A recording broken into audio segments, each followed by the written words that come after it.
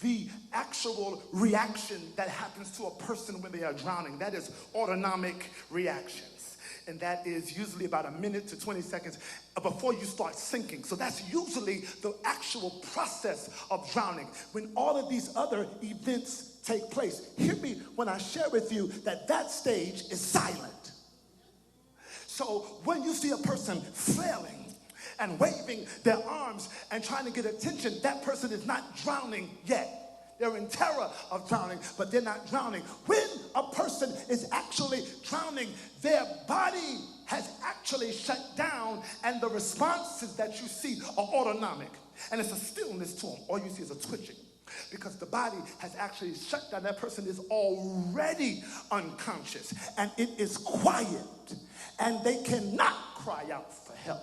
They cannot scream for mercy. They cannot request anyone to come and aid them and come and deliver them. I want you to look at all of these scenarios of drowning and all of these scenarios of submersion, and I want us to go back, because some people who are in this room are submerged in scenarios of their life, and they can't cry to nobody because the thing has sucked the very wind out of them. And they would ask for help, but they're too far gone now. And they're embarrassed to have to request help, because asking for help from people who walked by you while you were flailing is surely going to be almost impossible to ask people to help you who have already rejected you.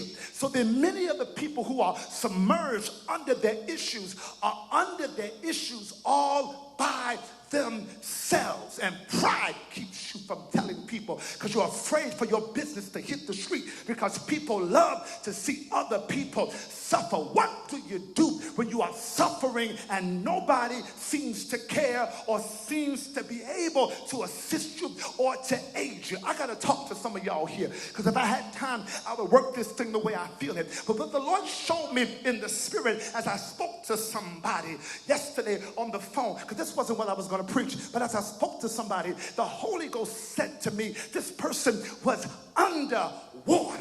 I said, what do you mean underwater? The Lord said, this happened, and that happened, and that happened. I'm trying to give you scenarios. This, that, and that. All of that stuff started beating her down until she is literally submerged. And all I saw was somebody trying to kick up to the surface to get enough air to come back to themselves. Somebody submerged trying to fight their way back up from the depths of something that has tried to disfigure them and destroy them. And the beautiful part of what I'm getting ready to say is that ultimately what you see in the moment that looks like drowning is not drowning. So for many of you in this building who think it's all over, the word of the Lord to you is, it is not over yet. You have not drowned.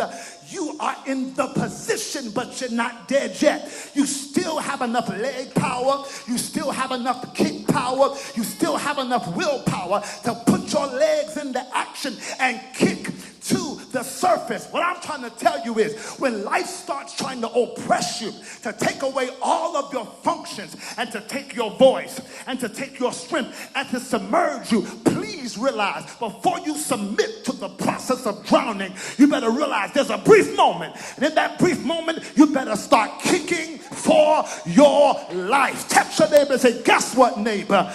I need to kick, because if I don't kick, I'm going under. And some of you have allowed this thing to sit on you, and depression and heaviness has overwhelmed you, and all this self-persecution, all this self-fear, all this fear of others, all of these emotional issues have shut you down. And while the enemy is laughing at you, he better watch out, because there's enough power in you to still kick to the surface. Guess what you're saying to me today, preacher? I'm telling you, there's still hope. There's a small window. There's a small window. There's a small window of hope. But you got to do something. You got to kick. You got to use your power. You got to want to live more than you got to want to die. You got to want life more than you want depression or the hole you've been in. You got to hate where you are so much that you say to God, if you give me enough to get up, I promise you, I'll never put myself in a situation like this again. Somebody holler, keep kicking till you get to the surface. Now,